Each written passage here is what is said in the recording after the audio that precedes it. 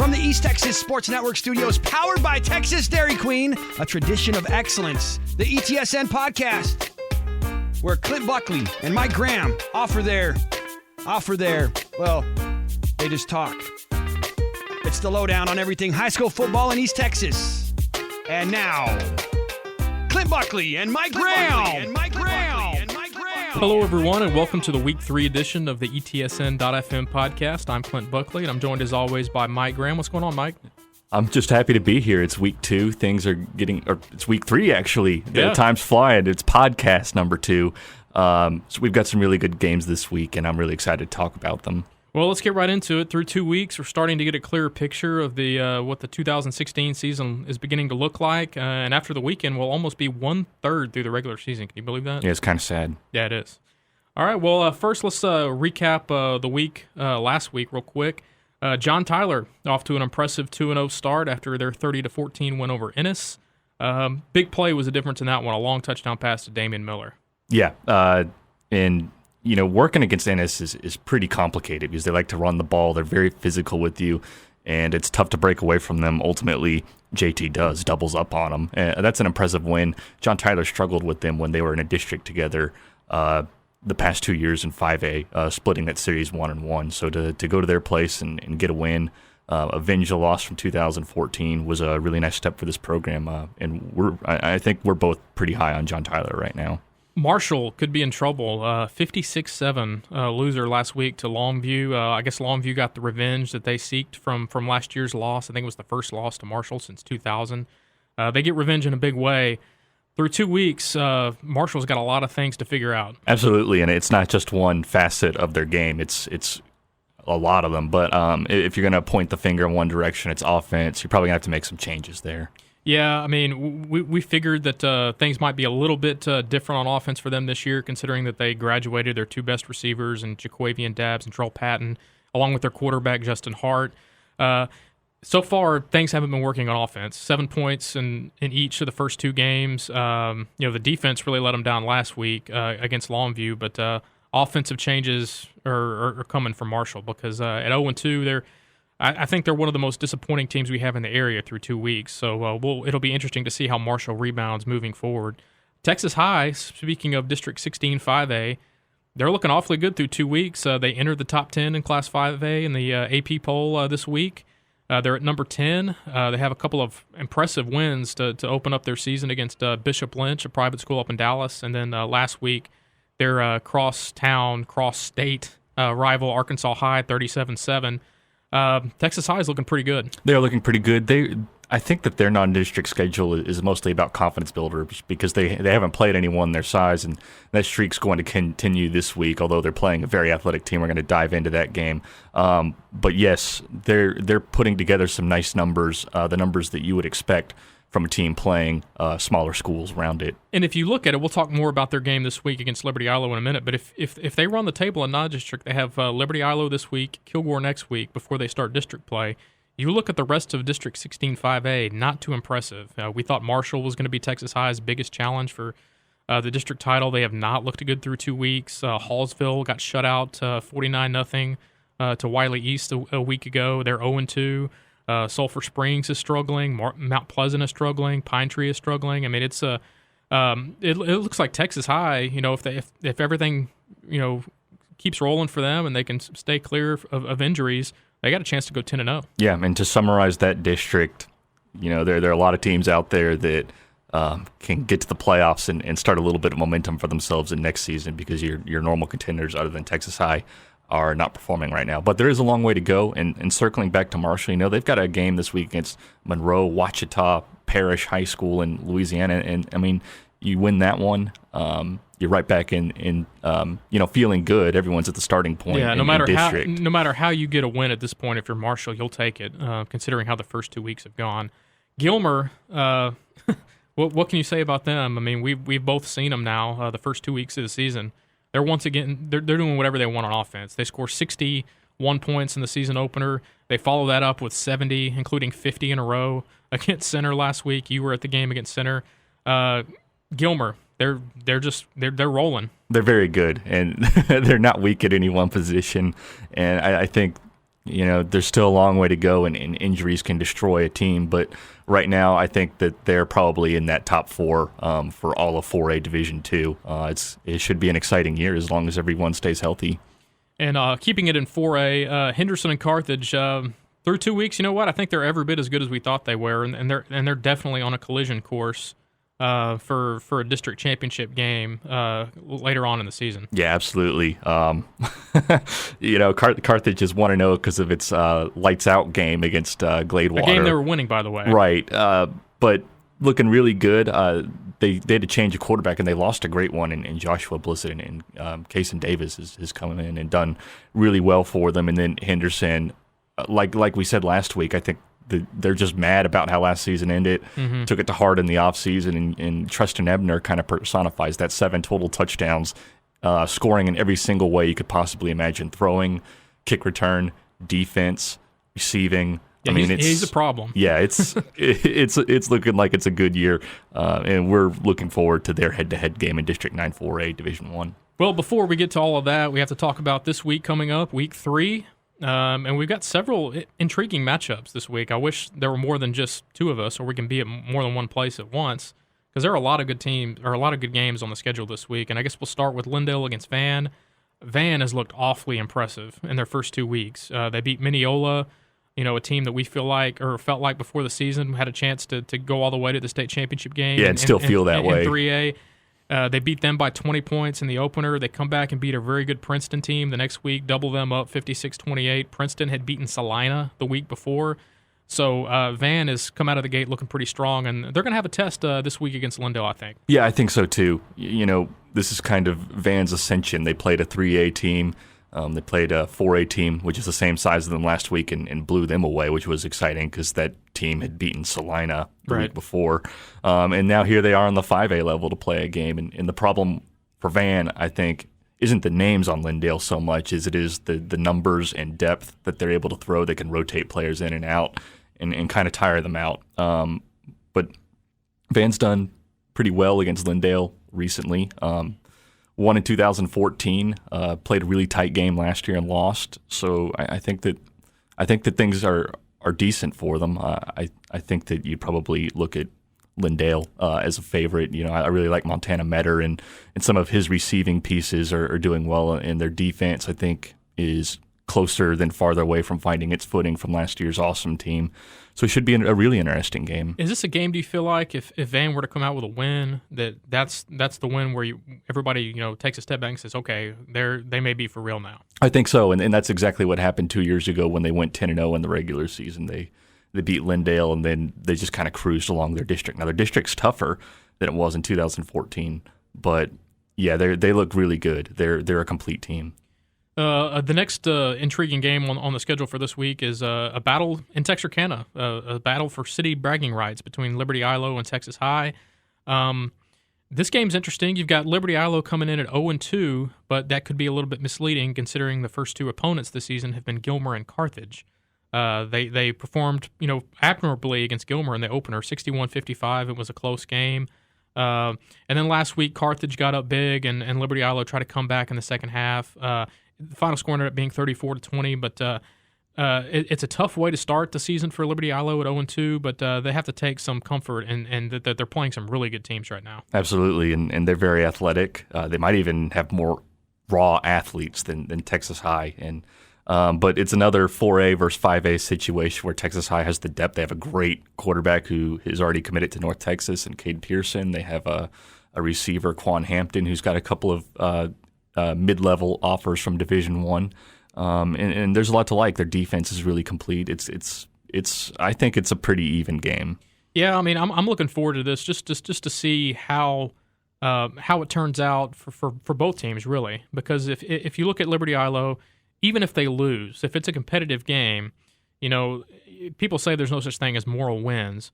But if you look at, they'd be 0-3, but if you look at the level of competition they've played, and you take into account the level of skill that they lost from last year's team, you're talking about Cayman Freeman, the quarterback, Lamont Bird, the running back, Thurman Morbley at receiver, and on the defensive side, guys like Andre Wiley, who was kind of the heart and soul of that defense a season ago.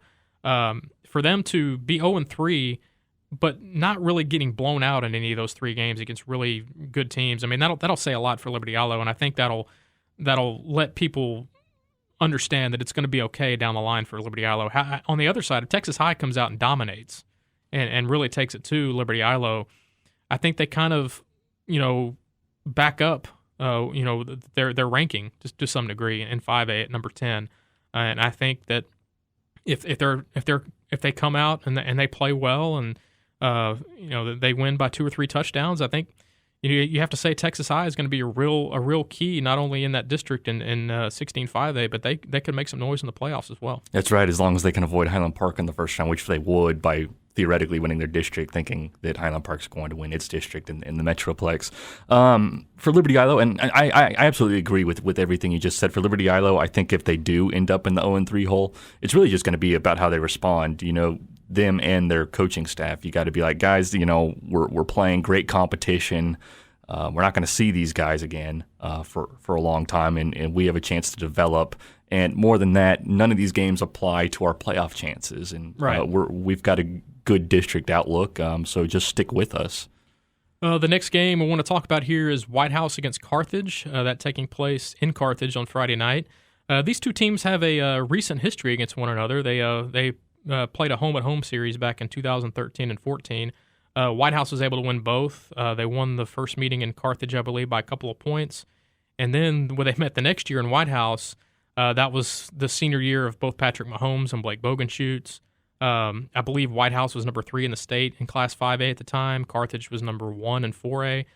Carthage was rolling in that game. I think they were up 39-20 early in the second half, but then White House and Mahomes, just the onslaught came.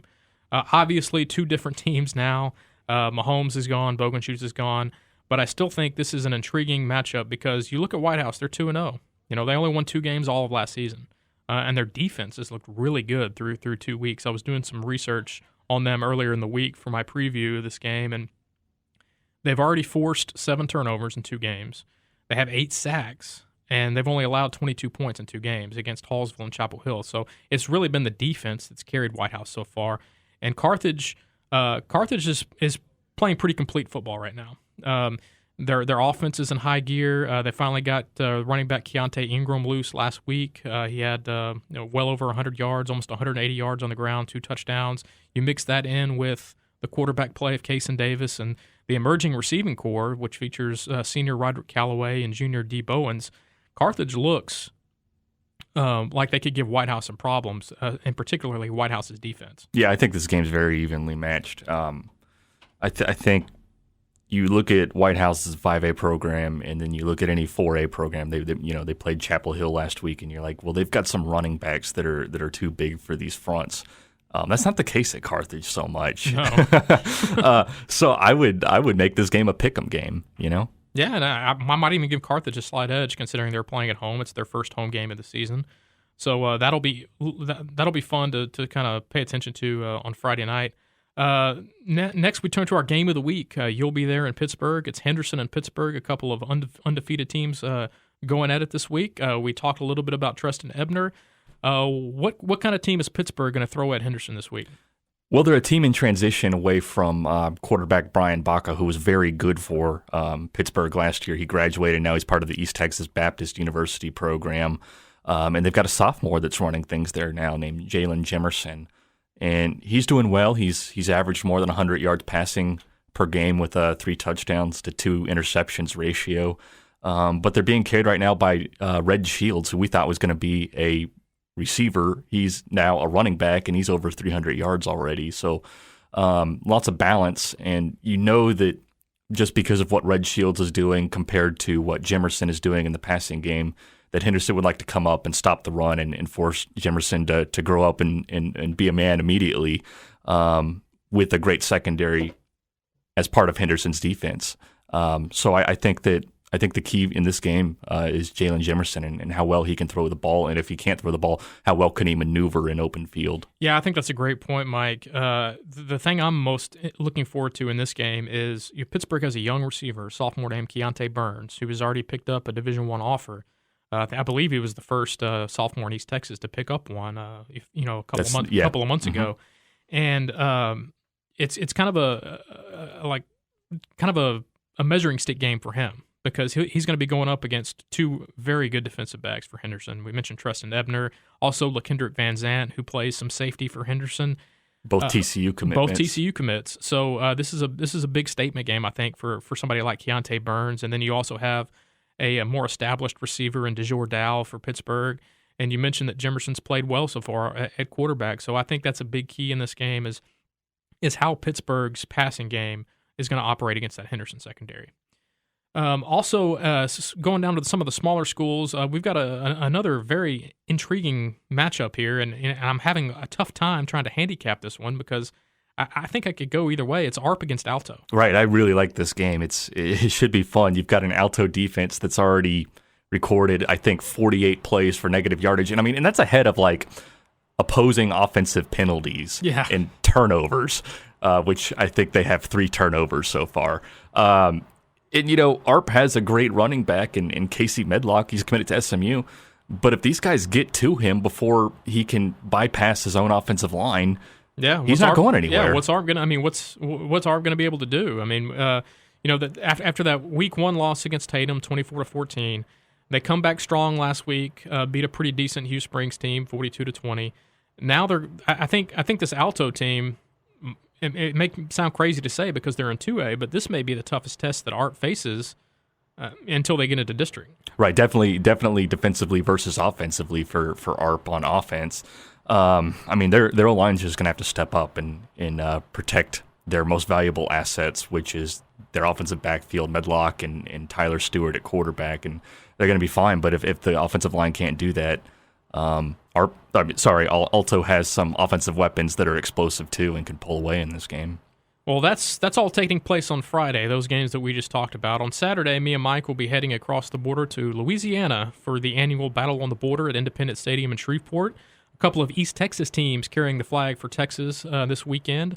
John Tyler against Warren Easton out of New Orleans, and then Lufkin will play Bossier City Parkway at 4 o'clock on Saturday. I'm interested to see how both of these two teams handle facing some of the top programs in the state of Louisiana. Absolutely, particularly John Tyler, I think, against New Orleans, Warren Easton. Warren Easton has been famous at times in its history, nationally recognizable, and they have a good team, but John Tyler has a very good team. They do. I feel like at the Battle on the Border, it's presented like these are the best teams of Louisiana versus the best teams of Texas, but they're only East Texas teams, Right. I feel like maybe I'm being a jerk, but I feel like it's like a conspiracy for the Louisiana teams to beat the Texas teams, and I don't think that's going to happen this year. I really like John Tyler and Lufkin in their respective games. I feel like they're really complete teams, can handle these guys. Well, see, Parkway last year, they're a bigger school, and the team they played last year was Gladewater, right? A 4A school and a school that had roughly half the population that Parkway did. Now that Lufkin, they're more on even footing. Lufkin actually has a much larger enrollment than Parkway does, and Lufkin has great athletes on its field. I saw them last week against Nacogdoches.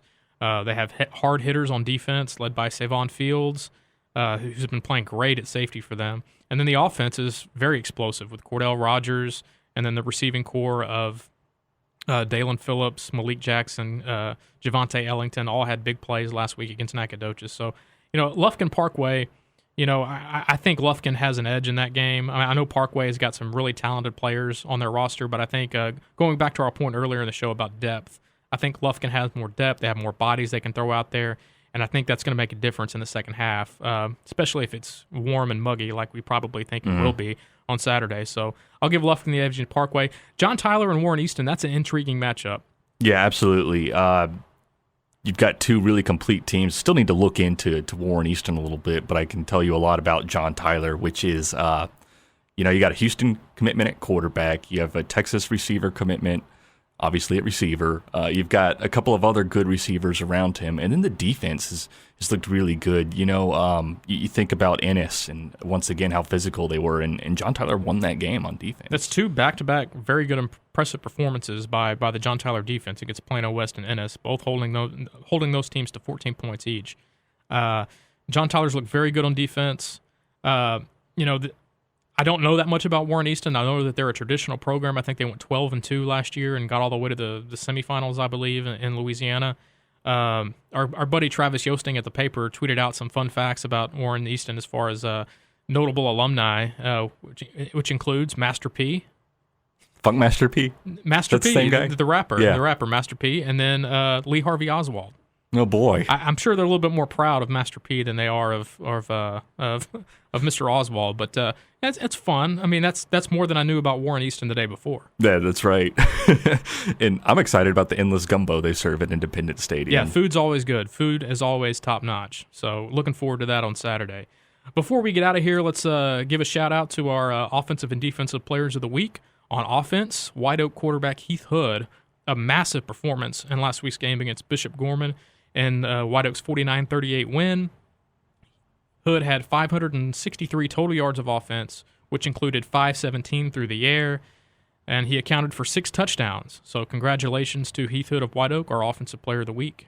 And the defensive player of the week is Taylor Smith, and you want to talk about monster performances. How's this? 22 tackles, 5 for loss, 3 quarterback pressures that don't count as tackles, but, hustle the ball away from the quarterback's hands, and a fumble recovery in a 58-33 win against Paul Pewitt. So really impressive job. Jefferson came to our photo days and kind of asserted themselves, saying we're not going to be the same team we were in years past. And they looked the part. They had some pretty good-looking kids that they brought to the photo shoot. Definitely, and I mean, they compete close with Wascom, and Wascom was handed its first loss, but still pretty good, and then a good win against a good Paul Pewitt team. Yeah, and Jefferson's got a kind of a measuring stick type game this week. They play Legion Fields, which is off to a 2-0 start. So if Jefferson's able to win that, then they can start building on that as we move towards district.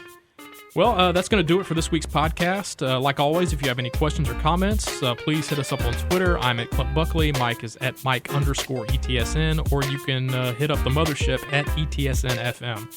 Also, if you haven't done so already, be sure to download the all-new ETSN.fm app to your favorite mobile device. It's the best way to follow all of the East Texas high school football action all season long. Particularly the scoreboard. The scoreboard is by far the best in the region, and I'd put it up against any entity in the state as far as a quarterback that's going to reflect scores in real time. And so you can check it. Everybody's got their phone out at football games trying to find the score of their rivals, or they have friends on another team. They want to see how they're doing. Download this app, and you will have all of that at the palm of your fingertips. Palm of your fingertips. Palm of your hands. I don't think fingertips have palms. Anyway, for Mike Graham, I'm Clint Buckley, wishing everyone a great weekend. We will come to you all again next week.